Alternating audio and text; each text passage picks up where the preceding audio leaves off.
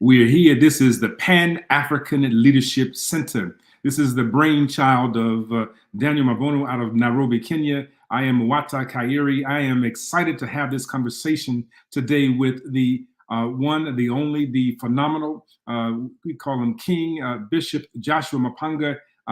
This brother is phenomenal. He talks about the issue of colonialism and religion and speaks to how we have been colonized through Europeanized religion. We want to move right into the conversation and deal with Black theology, African-centered theology, and African liberation. So we're going to bring him up and we're going to have this powerful conversation about our people and how we've been colonized through the European construct of religion. And the great anomaly is that somehow people assume that Europeans brought religion to Africans, but in reality, Africans brought the idea of religion to Europeans, and they still have not fully comprehended what it means to be human and an elevated spirit in the context of an African reality. Dear brother, it is up to you. I want people to know, those on this side of the waters in the United States is where I'm coming from, to know who are you, what are you all about, and why do you do this profound work of liberating African consciousness in the context of religion and theology. Joshua Maponga.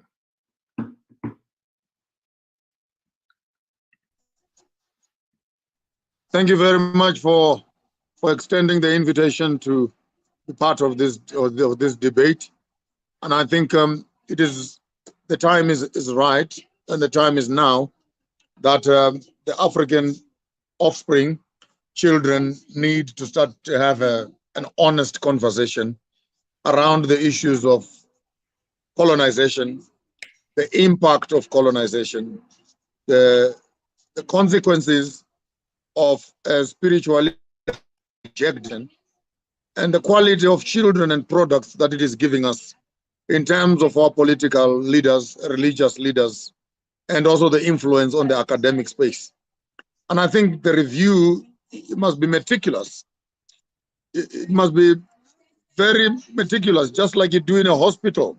When you're doing a surgery, you will need to know what you want to cut out and have the correct tools to get to the problem and remove the cancer tumor and stitch it up, and people must normalize again. And I think in the African,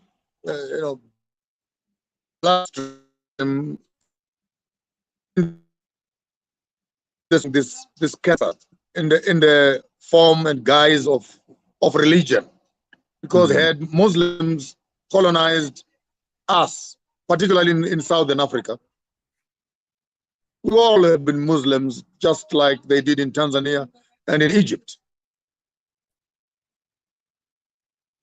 But because we're colonized by the British, those in these areas are Christians. But you cannot be what you are not.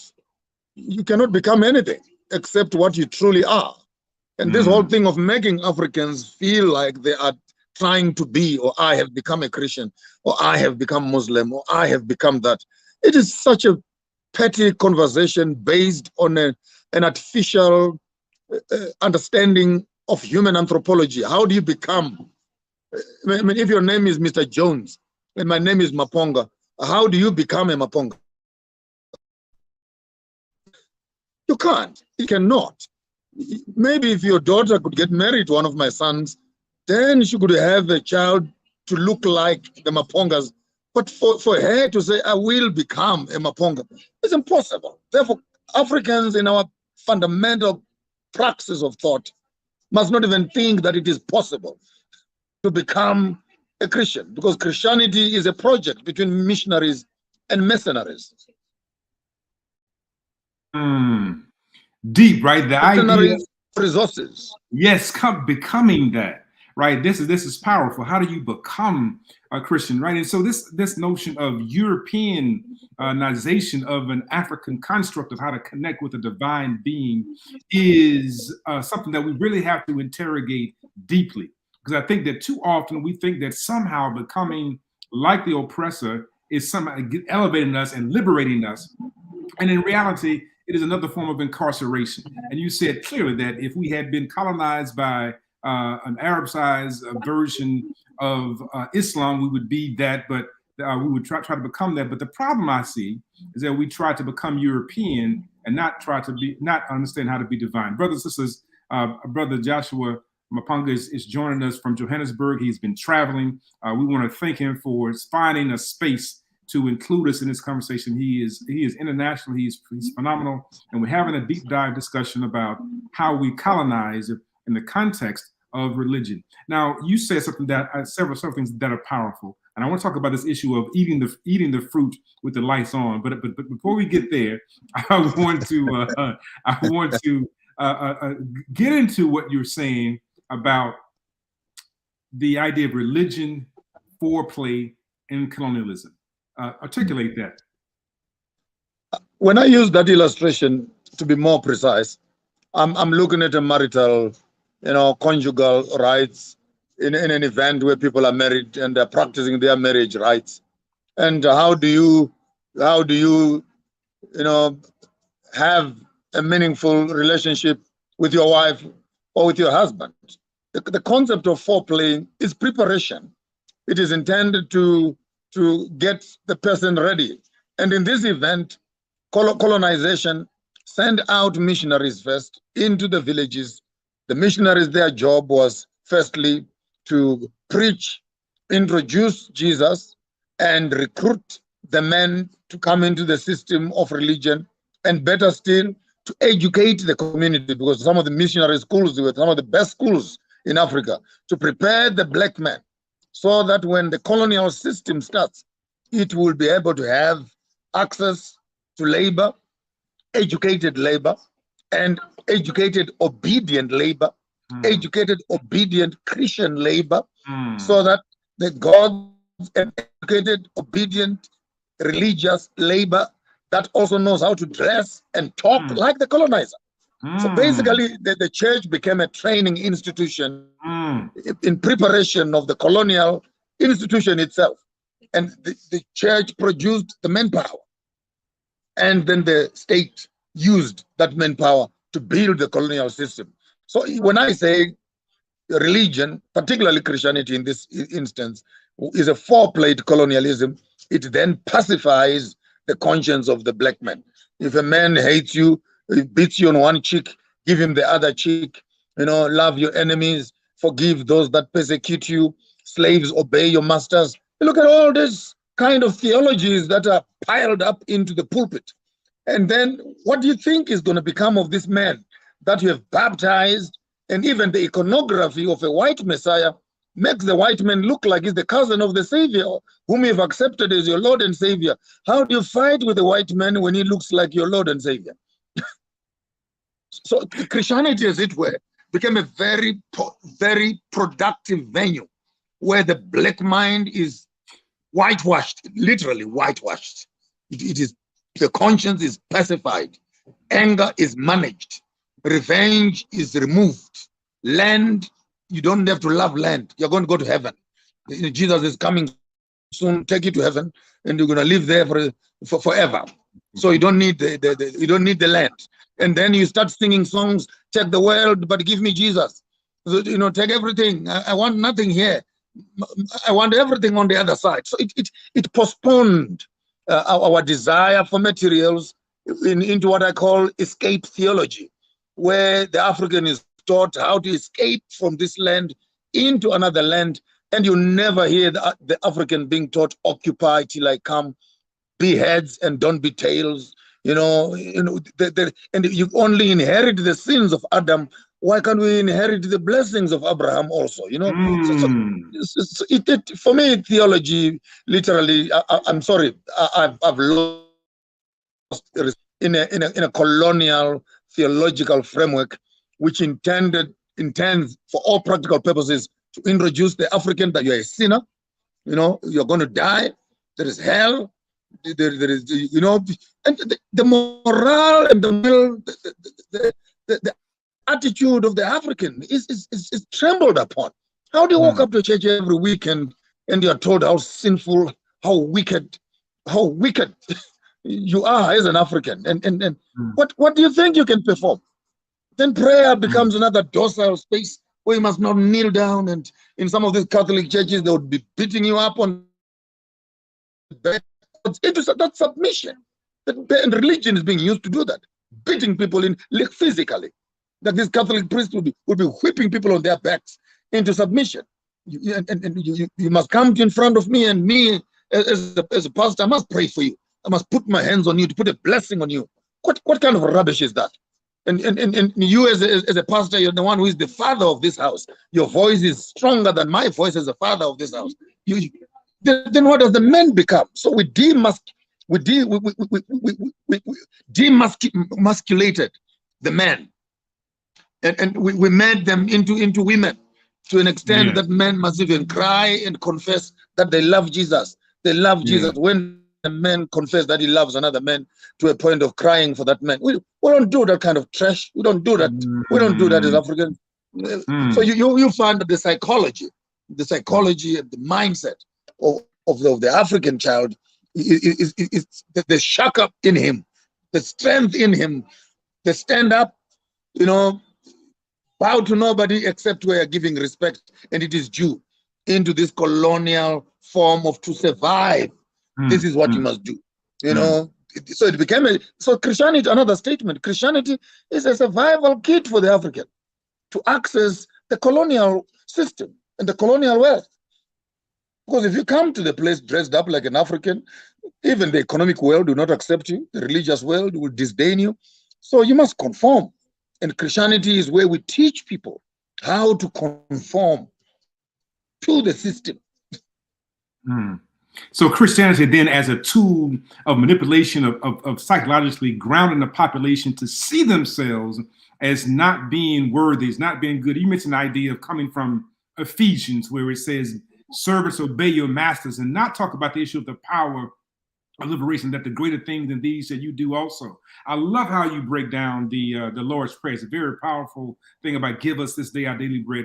But I want to really people to capture what was just said here, right? The idea that through religion, through the teaching of the Europeanized version of religion, it teaches us to be passive, to wait on the pie in the sky, that we will get ours in heaven while they get theirs on earth, and not understand that there is, it clearly says, on earth as it is, which means equal to, but somehow we wait for the moment of death to be able to ascend to this place called heaven. And then you said that by placing a Europeanized version of the Savior, the pacified, soft-looking Jesus, Yeshua, it begins to make us think that somehow if we react or respond against the oppressor, the European oppressor, that we're somehow acting against God. Powerful piece. And some people are saying here, so what is our plan of action? You cannot engage in action until you understand clearly what the problem is. People often want to jump right into what's the plan. The plan, first of all, as you mentioned earlier about in medicine, a doctor must assess clearly what is the problem. Where is it hurting? Where is the disruption? And we're saying here that clearly, and you said it very clearly also, is that this idea that through Europeanized religion, theological constructs, we see ourselves as less than divine. How then do we get ourselves to see ourselves as divine if we don't understand the problem that's blocking us from seeing our true divinity? So the foreplay part. Now, when we talk about this and about eating the rotten fruit in the dark, speak on that. That is a powerful analogy that you use. Speak about the what? Analogy. The eating the rotten fruit in the dark, eating the fruit in the dark. I turn the lights on. I love how you articulate that. No, here where I live in the South, we speak in riddles and we speak in parables, because that's the best way to communicate a message, and you can communicate it clearly. And then I know in some certain spaces it sounds like it's an oxymoron sort of thing, like you're saying two opposite things, but we literally use illustrations to make the point clear. So a man is sitting around, goes to the shop with his friends, and they buy a pocket of apples, and it's late in the evening. They bite the first apple, and then you find that after chewing 2-3 bites, you find that the apple is rotten. Spit it out, try another one again. And the friend who was watching, discovered, no, we are wasting and losing all these apples. Let's just switch off the light and let's eat the apples. That illustration, by context, is intended to rebuke the African. Would you rather continue eating rotten apples because you don't want light and information that informs you to the contrary? In other words, you were told these lies. You were told all these concepts, whether they're religious concepts, economic concepts, governance concepts, and you've come to accept them. And when someone looks into these systems and we see the amount of rot that is in these systems, new monsters of legislation that we are beginning to face, same-sex marriage issues, twisted forms of women's rights and etc., twisted education, freedom of entertainment, and all these things that actually are eating the core of our African value system. And when you mention that these things are rotten, the Christian, the educated friends are saying, Maponga, please, just switch off those lights. Shut up. Don't talk about it. Let life continue as it is. We're already enjoying some ice cream. We're enjoying some entertainment. We got some fashion. We can now put some lipstick and some lip. We can also have some bank cards and some cars. There's some benefits here, man. What you squeaking all about? What you making noise about this African Renaissance and Pan-Africanism and Sonkofa returning? But just switch off the damn lights. It's a polite way of telling me, no, shut up. Let's just eat these rotten apples. As long as we don't see the rot, then it won't affect us. So many of our people do not want to interrogate the fruits that we are consuming, that we would rather consume it in the dark. And when people point out that there's some rot here, there is some misteachings here, there's something that is leading us into a level of spiritual malnutrition, and to say this is wrong, all of a sudden that we become the problem. So we have Joshua Maponga saying, they say this, just leave us alone. We're getting our ice cream, we're getting our fruits, we're getting everything, but we do not realize that we're not getting nourished properly into our full spiritual beingness. And so this is how they control us perpetually. And you mentioned the Catholic Church. And to add on that, also, to add on that, I want to pinch something. I understand these people, my brothers. I understand them very well, because the educational system that they are coming through has already told them that this is the only way and there's no other way. So you're already dealing with psychologically conquered people who are not intending to get into power, into politics, to change the system. They get into the system so that they can conform to the system and force the Africans to comply to it. So are all the ministries in the government. So are all the academic institutions. People go into these institutions not to transform them, but they go into these institutions because they're now the new stakeholders. They are the new directors. They're the new Uncle Toms who are managing the system. And these are the people who are telling us, switch off the lights and let us just eat these rotten apples. Don't bother our consciences. Don't remind us who we are as Africans. Don't take us back there. Don't talk about slavery. Now move on, But if a fool breaks your leg, here's another one for you. If a fool breaks your leg and he prays for another chance, you may end up on a wheelchair.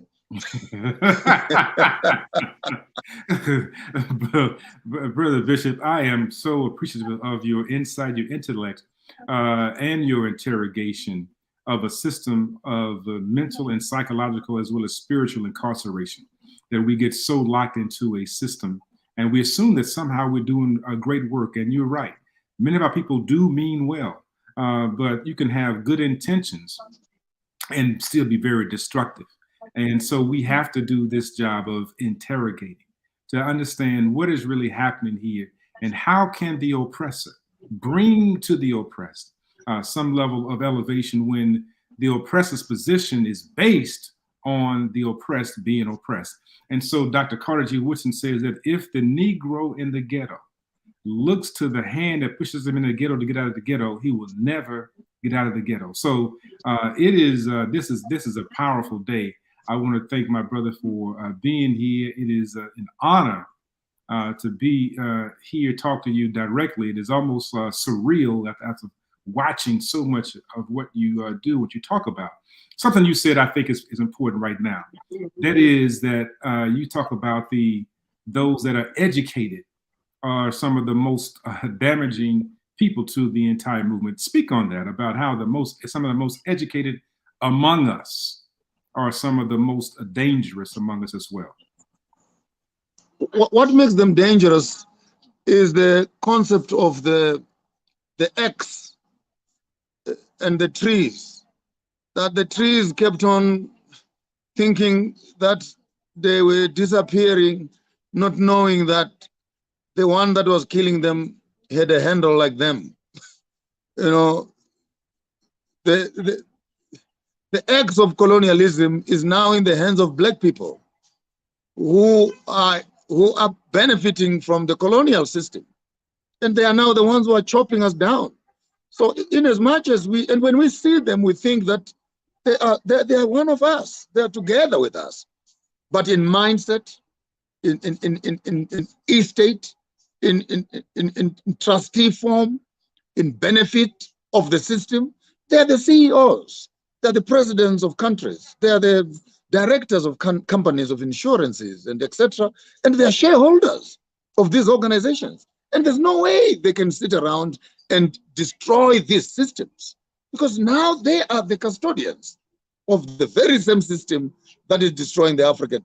Isn't it funny that some of the African countries went to war to fight against colonialism, only to have their own liberation heroes come into these countries and become the new colonizers? They literally walk into the office where the colonizer used to be, and they enforce the same fishing laws that the colonizer designed. They enforce the same diamond and gold mining laws. Black men must not hold diamonds, must not hold things. He must have a license. To hell with licenses. Who wrote that law? So you find that as a government official, you are in your office and you're not there to help your Black people. You are now actually part of the problem to the Black people, because you are now enforcing the laws that were designed by the very same system that you went to war to fight against. Then what is this all about? What is this all fake independence all about?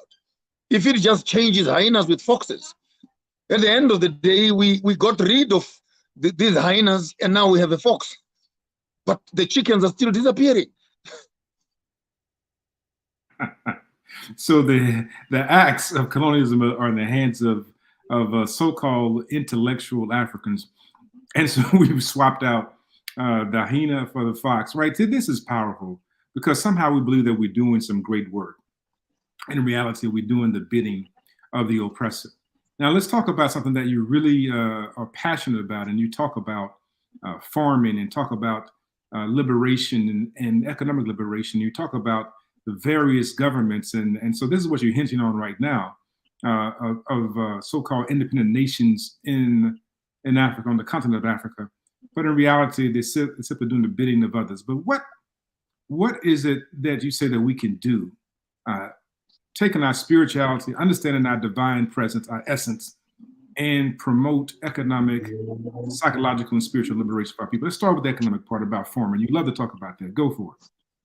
When we go for land, there are three estates that you have.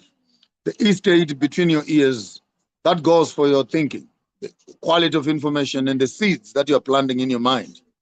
The second estate is the estate of reproduction, longevity, posterity, continuity. Who is planting in your field if you are a woman, and in what field are you planting if you are a man? And the third field and estate is the estate underneath your feet, which is the land itself. It is very dangerous to give a man the land underneath his feet when he is not in control of the land between his legs and the land between his two ears. The concept of land, therefore, to an African, it is our source of wealth. From the land we came, to the land we shall return. We don't own our land owns us. Land gives us access to the spirituality that we desire. That is our waters for cleansing. That is our mountains and high places and sacred sites. That is our seas also and our air. So the African spirituality is this way, it is directly linked to land, inheritance of land. When a child is born, their umbilical cord is buried onto the ground. That becomes the first deposit that they have. Before we can bury your body when you die, we first of all put a deposit to say, I am part of this land. Therefore, Africans and spirituality cannot be separated. We cannot even wash. I want even to say very clearly, it is illegal to read the Bible and read the Torah when you don't have land, because land is the purpose of theology. It is Adam, it is Eden, and then it is Eve. Without land, it's illegal even to reproduce. If someone says, I love you, a boy says, I love you to my girl, I always tell my girls, don't say why, say where do you want to love me? Because love needs a physical address. You can't love me on a tree. You can't love me on WhatsApp. You need to find a physical address where love will take place. Therefore, land is the reason for existence. A lion would pee around an estate. Then, after using pee for marking territory, you can use sperm for reproduction. You know, that's how life must be. You need territory first before you can do reproduction. The reason we're talking about crime and immorality and all these things is because we have reversed the estate and ownership of land as a reason for existence. When you are marrying a woman, you don't marry her as a husband. You marry a woman to your land. She gets married to the very soil on which you own, because her children will become the inheritors of that land. So when you remove land from the African concept of spirituality, you've actually reduced us to things. You've reduced us to non-entities at all. We have no reference to our history. We have no reference to our graves. We have no reference to our wealth. We've nothing left. In fact, I would rather throw away all the ministries in government and remain with one ministry only. That's the ministry of land. Because with land, you have water. With land, you have mining. With land, you have housing. With land, you have agriculture. With land, you have minerals. With land, you have roads. Without land, just shut up. You got nothing. There's nothing. So this and the economy of the Bible and the economy of the African is founded on land, founded on wealth, and wealth is land. Without land, you don't even return tithe. So we have a duty and responsibility to cultivate and honor the land, and with the land, then we have our true liberation. How has our theology moved us away from understanding what you just said about the power of the land and our responsibility? Very, very interesting view you're bringing right there. How did our theology allow me to disqualify that statement? I can't call it our. Just allow me to remove the our part, because I don't think we were involved in designing that theology. We don't know the intentions of that theology. We are only seeing the impact and the ramifications of that theology. But let's call it for what it is. How has colonial theology moved us here? Number one, it has moved us here by postponing our wealth from earth to heaven. Let's put that as point number one, with an eschatological message that says on earth you are worth nothing, you only have value on the other side. And secondly, the theology has made us to say, do not put value on earthly things, but put value on spiritual things. And those spiritual things are only in the definition of the colonial library again. Because if it was really spirituality, that comment, you cannot practice spirituality without land. And ultimately, our theology was being propagated by those who were disenfranchising us in terms of our land. So how could they conflict themselves by teaching us to love land, yet they were stealing the same land away from us? So it's a project, well thought out project, which included, take the land away from them, build industries, move the men away from their traditional homes, let them come to town, they can look for employment so that they can pay taxes, move the women to where you want. By the time the men come back to the villages, they found that their women had been dumped in some small little non-productive pieces of land, and they are white man was now farming on top of the graves of their forefathers. So it was a project which actually destroyed the African spirituality to its core. I thank you. So thank you for the correction, the realignment, the reassessment. We talk about their philosophical understanding and not our understanding. So now, when we have this situation where we understand and comprehend our responsibilities and obligation to do the cultivation, what is now challenging us as Africans from really benefiting economically from all that is happening? That the Europeans are coming in, they're getting the gold, they're coming in, they're getting the coltan, the tantalite, the uranium, they're getting all of these things out of the soil. What is preventing us from benefiting from the divine source that God has given us to really build African civilization where it should be? Two problems, if not three problems.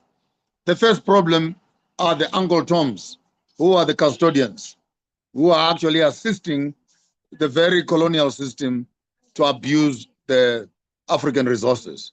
But let me expand on that and say that the quality of our industry in Africa was never designed to be a beneficiating industry, which will work end to end in terms of resource, from raw material to processing to final product.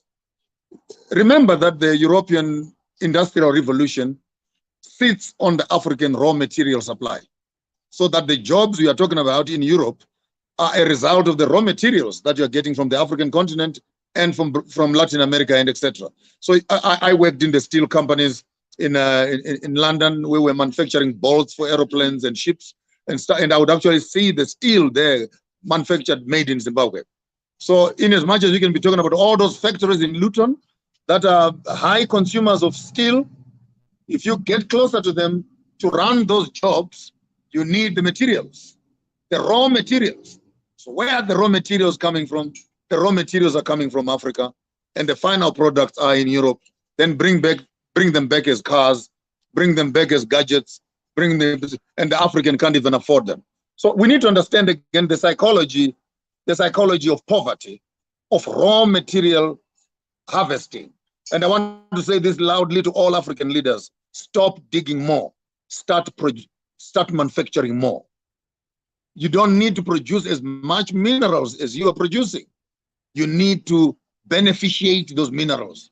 It's amazing that up to date, we still don't have our own aeroplanes in Africa, yet all the aluminum, all the minerals, people are threatening us at the Security Council with atomic bombs and nuclear bombs, yet 50% of that uranium and plutonium and etc. is dug right in our nostrils in Africa. We're not even allowed, by the way, to produce one nuclear warhead, because apparently we're going to kill ourselves with these nuclear weapons. Now they take the same minerals and then they make these weapons. But then what are you doing in our universities if you can just compete with the best in the world, if need be, buy the technology from the West and protect yourself? So we have an economic systems and structure in Africa that does not respond directly to the raw material that it has. It has to send it out and then bring it back again.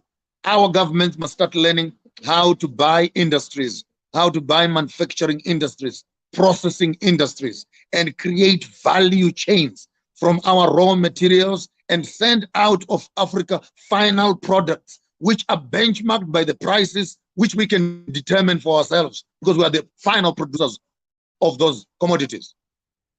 So we have a weak link. We have a weak link of we have the material, but our schools are not producing professionals who can add value to these minerals and create industry. So here we are looking for jobs, but trucks and trucks are passing our streets carrying chrome, coal, copper, aluminum, magnesium, tin, coal, and etc. out through the borders. And then we say we have no employment. Of course, you never have employment until you learn how to convert your raw materials into industries. I thank you. So, I mean, this is on spot on, right? The idea that when you know that you are divine, that you are worthy, you walk with that majesty, you walk with that power, you walk with the understanding that without what you have, the world does not operate, does not function. Without the resources of Africa, the world falls flat. It has nothing, right? When we talk about the great wealth, you mentioned taking the resources and shipping it out and manufacturing it someplace else and bringing it back as gadgets, bringing it back as cars, is something that to me is an abomination to the divine essence of who we are as African people. And we allow this to happen over and over and over again. God has given us this abundance, but we allow others to plunder it. And you know, there's a proverb out of Ghana. The Akan say, "It is a fool who lets somebody else sell him his own tomatoes." And so we sit foolishly. Can I make a call to diaspora? Can I make a call to diaspora? Like Joseph, who went to Egypt and became the food basket to serve his own brothers. This is a time where all the black men out there, all the black women out there in Europe and in the States, this is time, you guys, you pack your bags and you come back home. Bring the technologies with you. Bring the sciences with you. Bring the skills with you. Stop the hemorrhage of raw materials out of Africa. You have the skills. You have the knowledge. Diaspora is the savior of Africa. And I'm not mixing my words. Attach yourself to a government, bring your skills down here. A man with one eye, hell no, is a king amongst the blind. The little information that you have will thousands on the continent. So we're making a call to diaspora. Come on, guys. If they give you 10,000 hectares, I'll give you 100,000 hectares. Build as many studios as you want. Feed the whole opera, Jay-Z's, anybody. But just bring some skills with you. Ben Carson, you retired sergeant. When your African brothers are still down here, just bring those skills down here and train someone to do the better job. Thank you. I share that sentiment, right? I was going to I want to talk about epistemology, eschatology, and all of that, but you have hit a serious point. And this point is a serious one for me.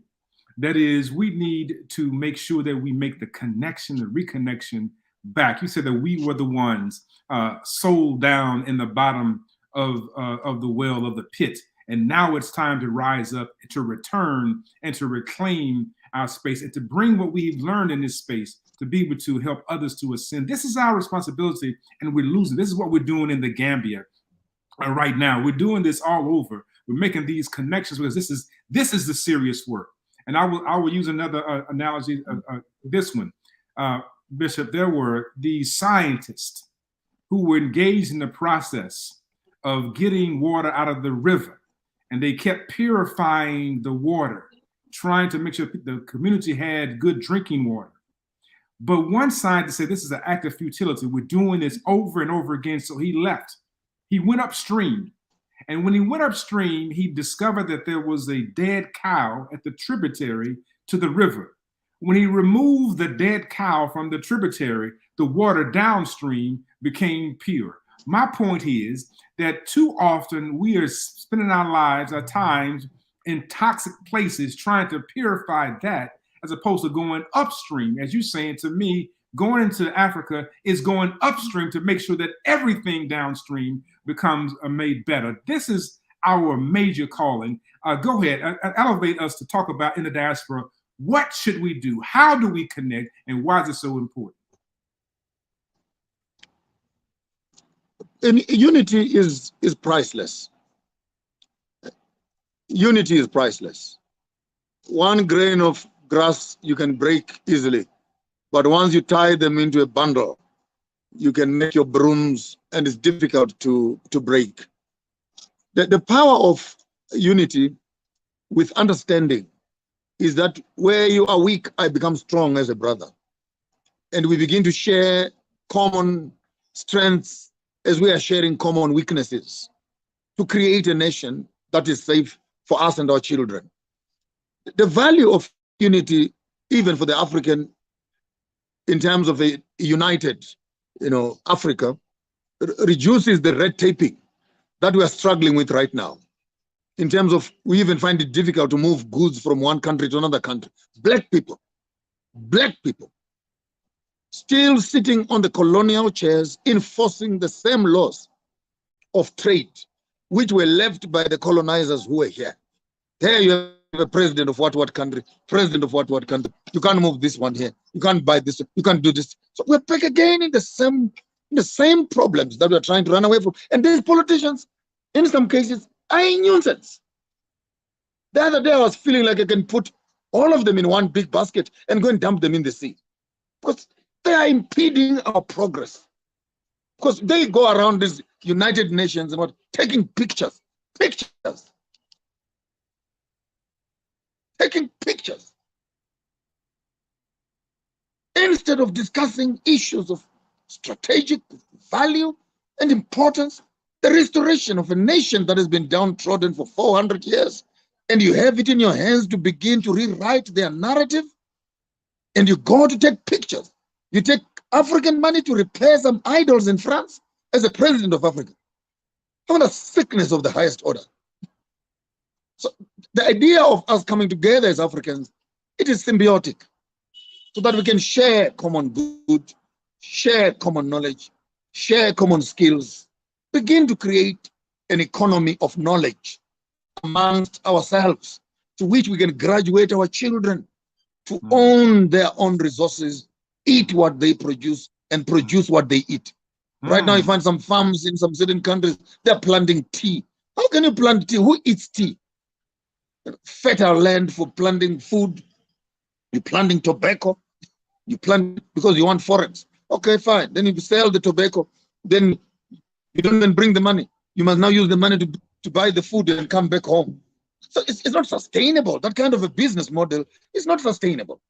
Where basically you are saying Africa must produce stuff which they can't even use. They can't consume that stuff. So what's the use of us as Africans building, planting tea, planting flowers, roses, because the Queen of London wants some flowers and some roses.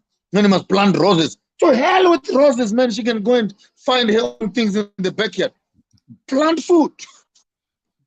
Sustain yourself with surplus. Then we can do the peripheral issues that are non-consumable. But food security will become very crucial and very important. I thank you. Bishop, a powerful point here. Do you know that Hershey's chocolate in the United States makes more money in 1/4 of a year than the entire country of Ghana makes on cocoa for an entire year, right? And there are stipulations placed on how they can and cannot, the farmers, use that cocoa, because it has to be exported out. That is the greatest form, again, of abomination. That is slavery by another name. And so you speak to that very well. I know I triggered something in your thinking. Even on the cocoa, it would have been better if the African was able to determine the price of his own cocoa. It's amazing that you do all the farming, you do all the struggling, you do everything, but the day you go to sell it, the one who is buying is the one who decides how much he's willing to buy it for. So if I had power in my hands, I would just fold my arms. Honestly, I would fold my arms. You want my cocoa? You want mine? You take it at my price, or else jump in the sea. That's it. Better still to get the industries that are beneficiating that cocoa. By the time we're selling it out, at least let it be a powder. At least let it be a liquid of some sort. Then you guys can just put it into the various forms and but let the core of the business be founded on the ground where the people are suffering to produce the same resources. Very good. So here's our challenge. As we get ready to close, I know that time has come for us. Brother Bishop Maponga, I would love to continue our conversation. I have your number locked in. Don't be surprised when I do reach out to you. We're going to do some great things in the Gambia. You asked about coming to that. We're doing Homecoming Gambia. I want to come to Gambia. I want to come to Gambia. You said that. I heard you when you said it, and I extend an invitation for you to be one of our keynote speakers for the event on African Liberation Day. So we'll talk more about what that what that really entails. And tied to that is, tell us as people of the diaspora, what is it that we can do to bring our skill set, our genius, to the continent? How do we start the process? Many people find it difficult to do that because they have all of the excuses as to why it can't be done. How do we do it, and where can we start? Meet in groups of 5s and in groups of 10s, or as individuals or as families. Walk up to the bank and get a loan. Identify a business in Africa, invest. In the next 5 years, pay back the loan, relocate, full stop.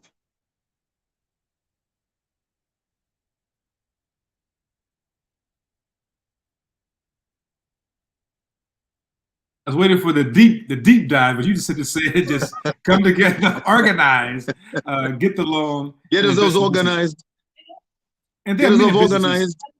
Many things that we can get into. Yes. Yes. Get yourselves organized. Access the finances. Identify. Maybe what you need to do for a start is to come to Africa now for a tour, and look into the areas of your specialty. What are you specialized in doing right now in the States? Come to Africa and find where your skills are most appreciated. You're not going to be competing with the multinational companies, the Coca-Colas and the Pepsis. It's fine. You're going to start from scratch and go back home, identify a funder, access your loans, come back here, acquire some land, talk to some local producers, manufacture, produce. I guarantee in less than 5 years, whatever loans you'll have created, you should be able to pay them back with a good interest. Just like the Israelites. Before you go out of Egypt here, go back to those guys and do some, collect something, man. Don't just walk away from this land empty-handed. Pick up something, take some gold, take some silver, and then get out of that land. Yeah, so you are currently in Johannesburg, but you're based out of Zimbabwe? Yes, I'm in Zimbabwe. Okay, but you're in Johannesburg. So we want to come to Zimbabwe. We want to come to Joburg. What do we do with you in Zimbabwe that we can come and say, you say that you have a hectare-acre for us to start some work. What do we do? How do we get started? What does it look like? What we can do is what the government is prepared to do and what the people are willing to do and prepared to do. There are doors of opportunities available, from producing of lithium batteries, big business, turning coal into fuel, big business. We've just discovered oil now in the country. You can think around those businesses. We have just met up our wheat quota for 13 months now, big business. We have food basket for the South, gold galore. Almost 60% of the country is mineable.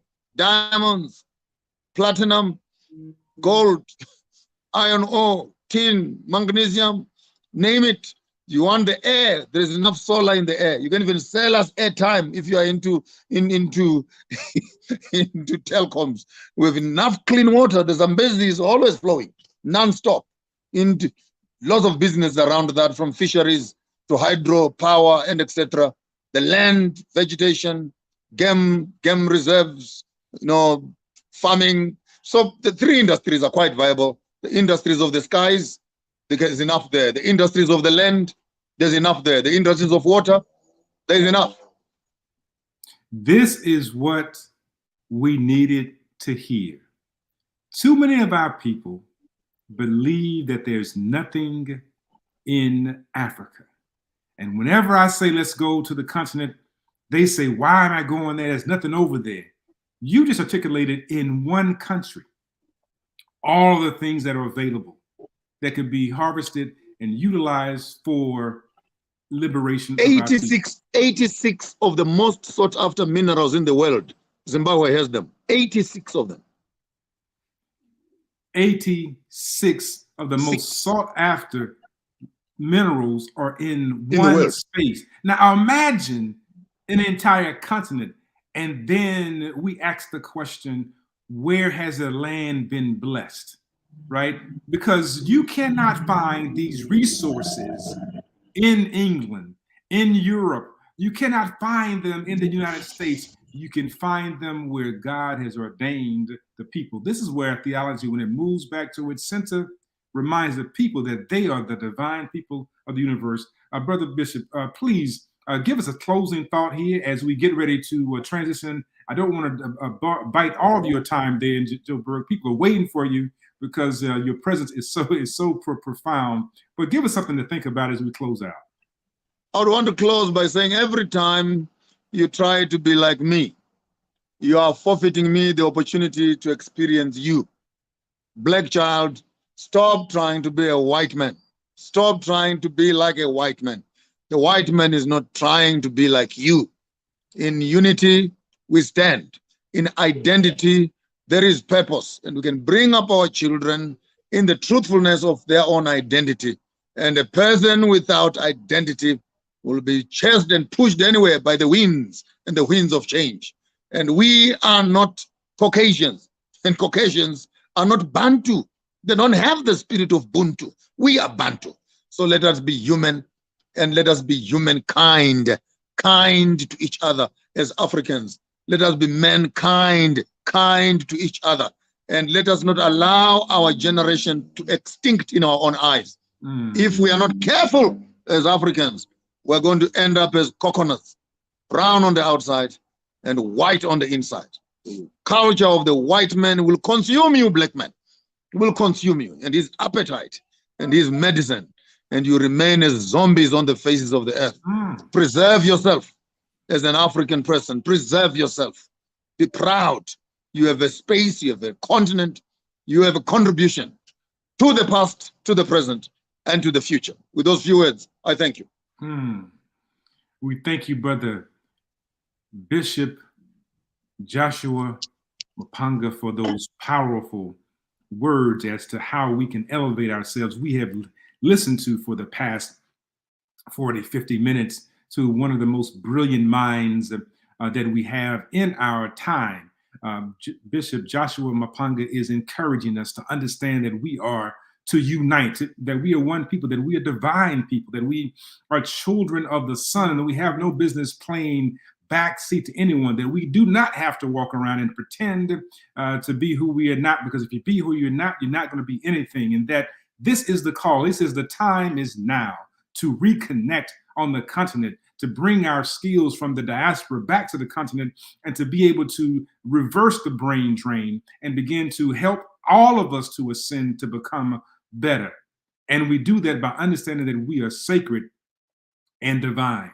We need not own and honor the theology of the alien, because the alien theology is designed to facilitate their growth, development, and expansion. And it is to also to promote our expulsion. We need to understand that we have been given all that we need to succeed. There's no excuse not to produce. Everything that we have is within us. And we have to recognize that when we have voices like this one, we must listen, attend to, and take action. We will continue this conversation here with our dear brother Joshua Maponga and others in the Pan-African Leadership Center. You see, this brother is doing things all over the world, making things happen. We can see all those activities. We want to make sure that we also know that we are children of those who would not die. We have been given the call to do the thing that is great in the moment. Call now. What are you going to do with your calling? Thank you, and we will be in touch soon, family. Peace. We have ended.